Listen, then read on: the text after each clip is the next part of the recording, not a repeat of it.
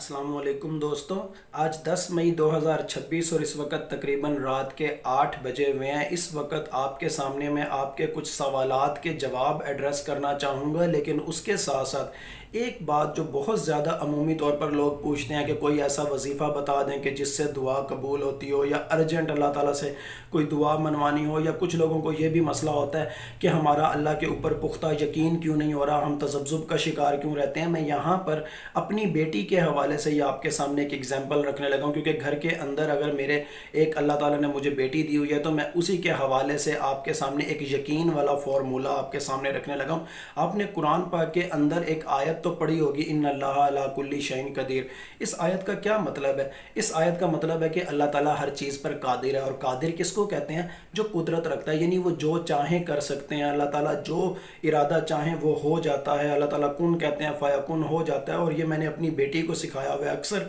चलते फिरते मार्केट में, कैश एंड कैरी पे, सुपर स्टोर में वो अक्सर कई दफ़ा विशेज़ करती थी, कई दफ़ा तंग भी करती थी कि बाबा मुझे ये चाहिए, बाबा मुझे वो चाहिए। और मैंने उसको हमेशा की तरह एक बात सिखाई हुई है कि बेटा जब भी कोई विश हो, जब भी किसी चीज़ की ज़रूरत हो, फ़ौरन अल्लाह ताला से दिल ही दिल में दुआ मांगो, या इतनी आवाज़ में ज़रूर दुआ मांगो कि आपके कान सुन रहे हों, और आप विस्परिंग के अंदाज में दुआ मांगो, क्योंकि sound has an energy and energy has to do something. पूरी की पूरी न्यूमरोलॉजी भी इसके ऊपर बेस करती है, और इसी की बेस पर हम दुआ के हवाले से कह सकते हैं कि जब इतनी आवाज़ में आप दुआ मांगो कि आपके कान सुन रहे हो, तो यानी कि कोई साउंड जनरेट हो रहा है। और साउंड के हवाले से न्यूमरोलॉजी में क्या प्रिंसिपल है कि sound has an energy and energy has to do something. और उसके बाद मैंने अपनी बेटी को ये भी बतलाया हुआ है कि जैसे ही आप दुआ मांगो, जैसे ही आप अपनी कोई विश का इजहार अल्लाह ताला के सामने दिल ही दिल में चलते फिरते करो, उसके फ़ौरन बाद आप इन्नल्लाह अला कुल्ली शैइन कदीर लाजमी पढ़ लेना, क्योंकि इसके बाद अल्लाह ताला विश पूरी कर देते हैं। और इसके बाद एक कुदरती अमल है जो मैं अब अपना आपको एक्सपीरियंस बताने लगा हूँ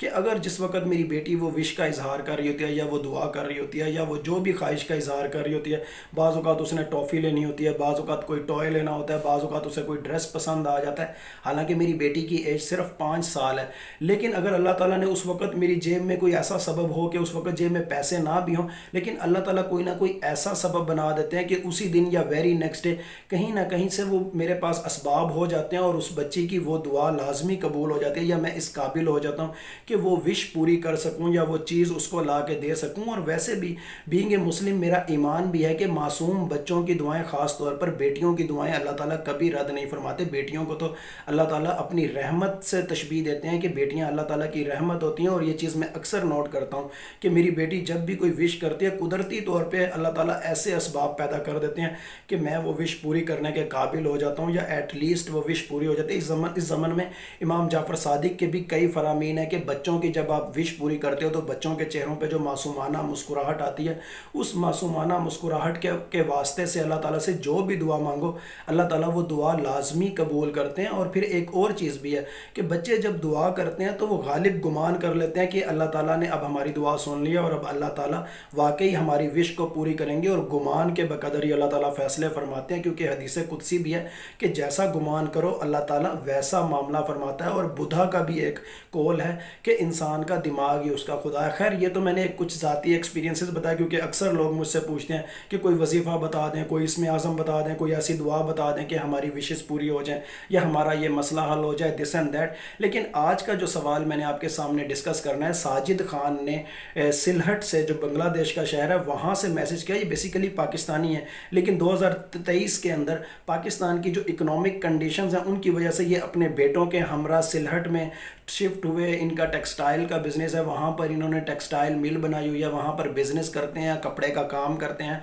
और इनका बिज़नेस ज़्यादातर आसाम की जानिब है। आसाम की जानिब ये कपड़ा एक्सपोर्ट करते हैं। और इसके साथ साथ इन्होंने ये भी लिखा कि करीम या सिलहट वाली साइड से ये तिजारत करते हैं, और मंगचार के जो बॉर्डर एरियाज़ हैं वहाँ से भी इनका माल आसाम की तरफ जाता है। इसके साथ साथ ये बतला रहे हैं कि इनके क्लाइंट्स या इनके कस्टमर करीमगंज में भी हैं और धोबरी में भी हैं। ये आसाम के ही इलाके हैं। और एक आसाम का इलाका या इकोनॉमिक हब गुवाहाटी, वहाँ पर भी इन्होंने बतलाया है कि इनके क्लाइंट्स मौजूद हैं, इनके कस्टमर मौजूद हैं, और इनका ज़्यादातर माल वहाँ पर जाता है। लेकिन कभी कभी انڈیا اور بنگلہ دیش کے درمیان جو معاملات ہیں ان کی وجہ سے اکنامک ایکٹیویٹیز سلو ڈاؤن ہو جاتی ہیں، جس کی وجہ سے ان کو میانمار میں موجود تھرڈ پارٹی کا سہارا لینا پڑتا ہے اور اس راستے سے پھر ان کو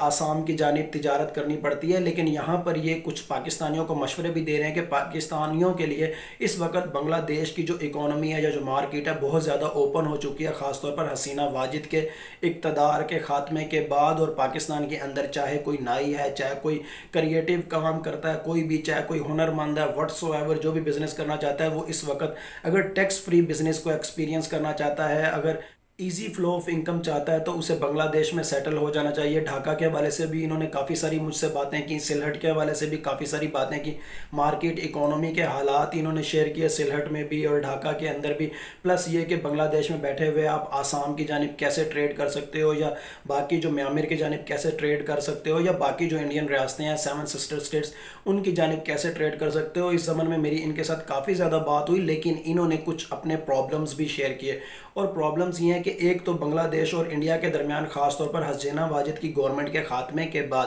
جو اکنامک سلو ڈاؤن ایکٹیویٹیز ہو جاتی ہیں، بعض اوقات اکنامک ایکٹیویٹیز کافی زیادہ سلو ہو جاتی ہیں، ان کی وجہ سے ان کو تھرڈ پارٹی کا سہارا لینا پڑتا ہے۔ انڈیا اکثر ان کا مال روک لیتا ہے یا تجارت میں ڈیلے ہو جاتا ہے، اور خاص طور پر انڈیا الزام لگاتا ہے کہ بنگلہ دیش سے جو آسام کی جانب تجارت ہو رہی ہے اس میں کہیں نہ کہیں در اندازی والا فیکٹر ایڈ نہ ہو، کہیں کبھی ان کو لگتا ہے کہ بنگلہ دیش سے آسام کی جانب جو مال جا رہا ہے اس کے اندر آسام میں موجود ایتھنو نیشنل سیپریٹسٹ اینٹیز جو ہیں وہ بھی کوئی نہ کوئی اگریسو کاروائی کر سکتی ہیں، اور بعض اوقات ان کو اس طرح کی اگریسو کاروائیوں کا سامنا بھی رہا ہے، اور اس کی وجہ سے یہ بہت زیادہ تنگ ہوتے ہیں۔ انہوں نے ایک جانب تو یہ بتایا کہ ان کی ٹیکسٹائل مل کے اندر جہاں بنگالی امپلائیز ہیں وہیں پر آسام سے تعلق رکھنے والے بھی کافی امپلائیز ہیں، کیونکہ انڈیا نے جب سے آسام کے اندر مسلمانوں کے اوپر کافی ساری سختیاں شروع کی ہیں اس کے بعد کافی سارے مسلمان گھرانے بنگلہ دیش کی جانب ہجرت پر مجبور ہوئے ہیں، خاص طور پر سلہٹ کی جانب۔ لیکن ان کا کہنا یہ ہے کہ وہ تمام تر آسامیز جو امپلائیز ہیں یا جتنی بھی فیملیز جو سلہٹ میں اس وقت مقیم ہے آسام سے ہجرت کرنے کے بعد، وہ اب تک بھی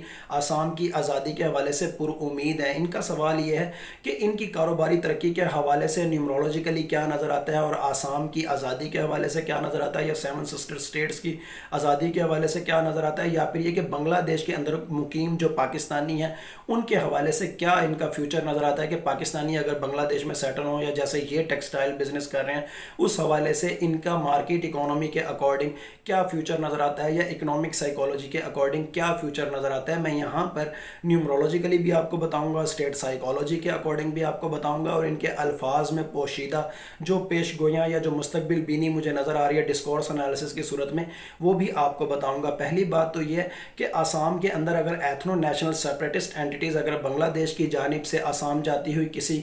کانوائے کو، کسی تجارتی قافلے کو اگر نشانہ بناتی ہیں تو جسٹ اس وجہ سے کہ ان کو کہیں نہ کہیں اکنامک نیڈ کی ضرورت ہوتی ہے، لیکن یہ بہت شارٹ ٹرم رہ گیا۔ نیومرولوجیکلی ایسا نظر آتا ہے پروبیبلٹیز کے اکارڈنگ کہ 2026 تو جاری ہے، 27 28 اسی درمیان میں کہیں نہ کہیں انڈیا کے نقشے بھی تبدیل ہونے ہیں، جیسے دنیا کے نقشے تبدیل ہونے ہیں انڈیا کے نقشے بھی تبدیل ہونے ہیں، اور کہیں نہ کہیں آسام ہو گیا یا باقی کی جو 7 سسٹر اسٹیٹس میں جو باقی کی 6 ریاستیں ہیں، اروناچل پردیش، میزورام، ان سب نے آزاد ہونا ہے۔ یہ سب سوورن اسٹیٹس الگ الگ اینٹیز کے طور پر، سوورن اینٹیز کے طور پر نظر آتی ہیں، لیکن یہ ساتوں کی ساتوں ریاستیں ایک کنفیڈریشن کے اندر پروئی ہوئی نظر آئیں گی، اور یہ کنفیڈریشن پرو چائنا کنفیڈریشن ہوگی۔ اور یہ بھی نیومرولوجیکلی میں 1 مئی 2024 سے مسلسل پریڈکشنز کر چکا ہوں کہ انڈیا کے یہ آخری فیڈریٹڈ الیکشن تھے جو اس وقت 1 مئی 2024 کے بعد 2 مئی 2024 کو ہوئے تھے، جس کے حوالے سے میں نے آپ کو بتایا تھا نریندر مودی یونائٹڈ انڈیا کے آخری پرائم منسٹر ہیں۔ اس کے بعد انڈیا کے اندر ایتھنو نیشنل سیپریٹزم ٹریگر ہو جانی ہے، اور میں آپ کو یہ بھی ہمیشہ کہتا ہوں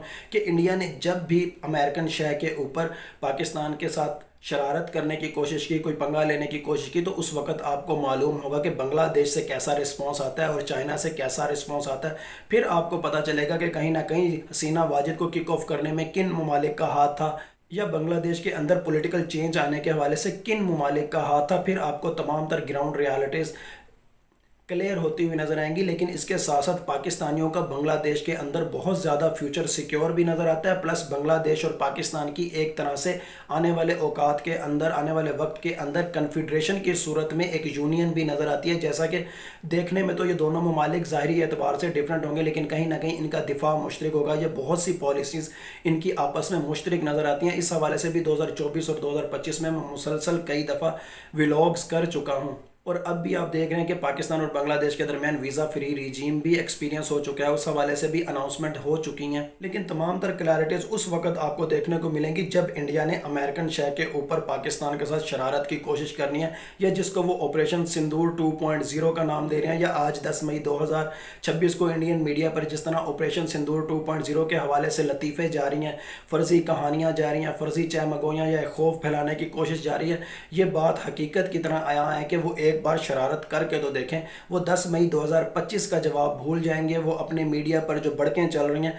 उन भड़कों को भी भूल जाएंगे। वो 10 मई 2025 को जिस तरह उन्होंने भड़कें मारी थी लाहौर के हवाले से, इस्लामाबाद के हवाले से, कराची के हवाले से, वो सारी तो वो भूल ही चुके। अब भी जो वो भड़कें आज के दिन वो मारने की कोशिश कर रहे हैं, वो सारी भी आपको वो भूलते हुए नजर आएंगे। फिर 7 सिस्टर स्टेट्स के हवाले से भी आप देखेंगे, फिर केरला से लेके जूनागढ़ तक का इलाका जहाँ जहाँ मुसलमान आबाद हैं उन इलाकों के अंदर भी आप मूवमेंट्स देखेंगे। फिर खालिस्तान के हवाले से और कश्मीर के हवाले से भी आप डेवलपमेंट्स देखेंगे। सिर्फ और सिर्फ इंडिया ने एक शरारत लेनी है। सवाल का जवाब यह है कि पाकिस्तानियों के लिए बांग्लादेश की मार्केट इकोनॉमी बहुत बेस्ट है, और जो ख़ास तौर पर जो लोग दुबई जाना चाह रहे हैं इस वक्त, अबू धाबी जाना चाह रहे हैं, या बहरैन जाना चाह रहे हैं, या कहीं ना कहीं सऊदीया के अंदर हुनरमंदी के हवाले से जाना चाह रहे हैं, उनके लिए बांग्लादेश की मार्केट बहुत ज़्यादा फ्रूटफुल नज़र आती है। एक अल्टरनेटिव ऑप्शन के तौर पर बहुत ज़्यादा बेस्ट नज़र आती है, और कल्चरल हार्मनी भी नज़र आती है। वो जो हसीना वाजिद के दौर में जो एक कोलैप्स हो गया था पाकिस्तान और बांग्लादेश के रिलेशंस का या कल्चरल एफिलिएशन का, वो दोबारा से रीस्टोर हो चुका है, और ये आने वाले दिनों में